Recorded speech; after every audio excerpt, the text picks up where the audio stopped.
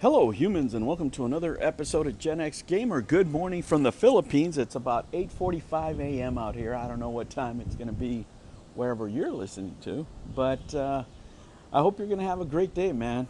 Let me tell you, I was thinking about the Nintendo 3DS. I have a 2DS XL, which is my favorite. I have other 3DSs, but the reason I wanted to make this video is because, you get those pop-ups across the screen, and I got one that said a Nintendo 2DS XL for sale for $400, and I was like, what? I guess I'm not keeping up with the prices of gaming consoles nowadays, and why is the 3DS rising in value so much, right? There could be several reasons. I'm not going to give you any official market analysis here or anything like that. But one of the things that I can tell you is that I am valuing this form factor more and more as time goes on. Why aren't we seeing another two-screen handheld console out there? It's very simple, guys. Cost. And the way the market is going now with video games, it's the same as everything else, right? They try to sell you something at the highest price possible, at the lowest cost possible for the manufacturer, right? Whoever's producing it. And two screens, let's face it, is more money, and that's not what Nintendo's looking to do. That's not what any company's looking to do, which really makes you miss yesteryear, when it wasn't all about the money, when it was more about innovation. Whatever you want to say about the gaming market today, innovation in hardware is not something that you could say. We're looking at flat screens. We're looking to mimic tablets. We're looking to mimic cell phones when it comes to portable gaming. And cell phones are the portable games now for many people, for the majority of people, I would like to say, outside of the U.S. probably, if not the entire world now.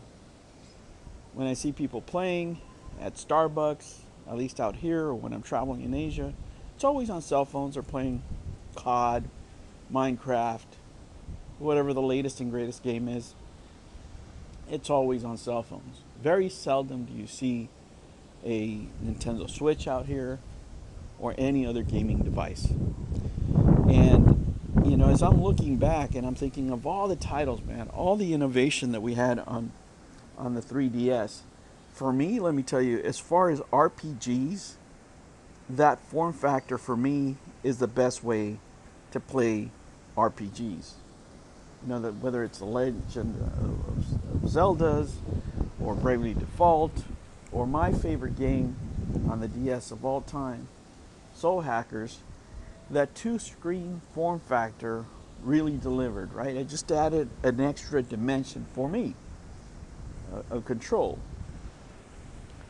But it would take, developers, more time to make a game in that particular manner, and that game couldn't transfer to anything else. So nobody's going to take a chance of making a game like that unless it's in a proprietary system, and that's really a shame. That's really a shame, because there was horror games that were great where you were using the second screen as a camera, right? The innovation that you can have with two screens is not something that you can replicate on one screen. And we don't have that anymore. Have you noticed that when the people that grew up with video games are now making video games, it's not really diversity, it's conformity of product. Right? It's all the same. It's all driving towards the same thing. It's all driving towards the same business model. Whatever you want to say about the 3DS environment, it wasn't about microtransactions, right? It wasn't all about the money. It was about trying to create a great game within that system, within that ecosystem, that you couldn't play anywhere else, right? That you couldn't play anywhere else. So you're just playing it on that platform. And because of that, developers usually, right, the successful ones, were making the best game they could possible, because they wanted to sell the most amount of units and they wanted to make a good game that people would want to buy. Man, what a beautiful day, let me tell you guys. This is a beautiful morning out here in the Philippines. I'm sitting poolside, and it's a perfect day for a handheld, just dipping my feet in the pool here. And I don't see that joy in the market. I don't see that joy anymore. Yeah, I mean, the when I reflect back on it, the joy that I have for the 3DS, and as versatile as it is, and the extended game library that it has, when I really look back at it, and then I think about it until today, am I enjoying my Nintendo Switch as much as I did the 3DS, my 2DS XL? No. I can't say that I have. Not that it hasn't been a good experience, right? I'm not saying that the 3DS is a superior product to the Nintendo Switch or anything like that. But as far as me enjoying my time with the console, right? If I had to, just part it out and say what the time that I spent playing, which one meant more to me? The Switch or the 3DS? And it's not nostalgia glasses, guys. It really isn't. It's just that I was more into the games on the 3DS than I was on the Switch, because usually on the Switch you've seen the games somewhere else. There's so many remakes, right? There's a lot of games that I play on the go that I played somewhere else, like BioShock, for example. It'd be a great example. I mean, it's nice to have on the go. I love playing BioShock. But it's not the same as experiencing a game for the very first time on a different platform, different form factors, different controls. Everything's new rather than revisited. Because another Mario in 3D is another Mario in 3D. A very different game is a game that uses a second screen as a control method, or as a viewing method, or as a menu method. There's just more creativity there. There really is. And let me tell you, when the 3DS first came out, I didn't like it. I didn't like the whole concept of two screens.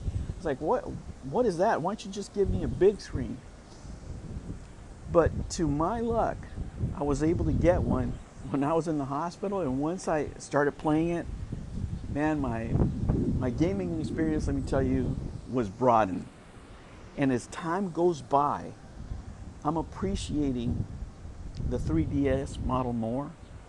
And I think, just based on experience, based on what I'm seeing, it's probably going to end up being probably the most expensive, most popular retro console handheld out there for many years to come, simply because you can't get the same experience anywhere else. All right, guys, I just wanted to drop those thoughts, man. It's just one of those mornings. I woke up in a good mood. The sky is blue. Man, it is a great day. I'm feeling blessed. I hope you guys are doing blessed out there. I hope 2025 is going to be a great year for you, and I can't wait to see what's coming out next. All right, humans, I will catch you on the next one. Take care.